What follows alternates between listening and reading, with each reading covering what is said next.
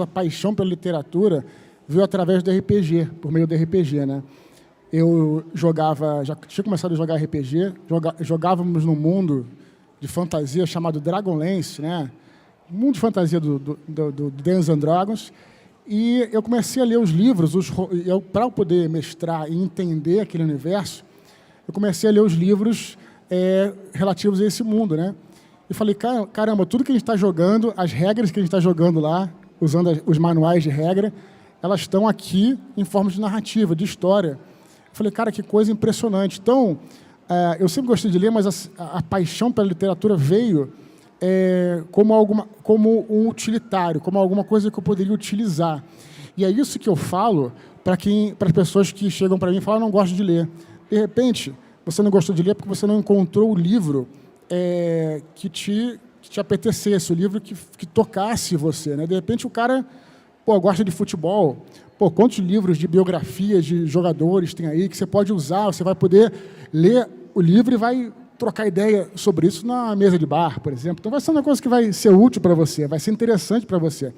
Então, a literatura como algo que você possa utilizar, né, daí que veio para mim, né? E depois, né, lendo todos os livros e me apaixonando ali pela magia da literatura. A literatura é muito mágica, né?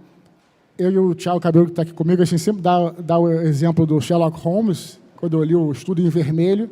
Primeira vez que eu li o Estudo em Vermelho, o Conan Doyle descreve o apartamento do Sherlock Holmes. Eu nunca tinha visto nada audiovisual de que mostrasse o apartamento, né? Mas eu conseguia visualizar, e o Conan Doyle não é muito descritivo, né? E aí, anos depois, eu fui ver o primeiro filme sobre o Sherlock Holmes, e o apartamento do Sherlock Holmes era exatamente o que aquele garoto de 13 anos tinha... 13 anos, nem tinha tanta referência. Tinha visualizado ao ler aquela página do Estudo em Vermelho, né? Então eu falei, cara, esse cara é um mago. É uma telepatia, não é? Que você consegue transmitir com tinta e papel, cara. Não tem mais nada, não tem efeitos sonoros, não tem música, não tem atores. Papel e tinta... ou hoje em dia, né, uma tela e qualquer coisa que seja, né, você consegue transmitir o que está na mente do autor para a sua. Eu falei, cara, isso aqui é demais.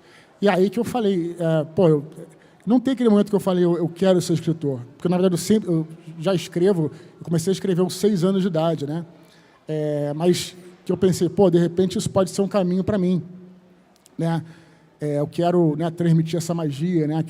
Claro que toda criança tem uma mente fértil, uma imaginação fértil, e você pode expressar isso de muitas formas. Eu gostava de desenhar também, mas, lamentavelmente, era um fracasso de desenho, sobretudo porque tinha amigos meus no colégio que eram excelentes desenhistas. Então, falei, cara, e eu tentava até com aquele papel manteiga, sabe qual é o papel manteiga, que você desenha por cima e tal. Nem assim eu conseguia. Uma catástrofe. Porém, eu gostava já muito de ler e adorava escrever já naquela época. Escrevia artigos para o jornal do colégio. As redações eram muito boas, adorava as aulas de redação, né? Então, então vou seguir por esse caminho. E aí comecei a me interessar cada vez mais. E daí que veio a paixão, tanto pela leitura quanto pela escrita.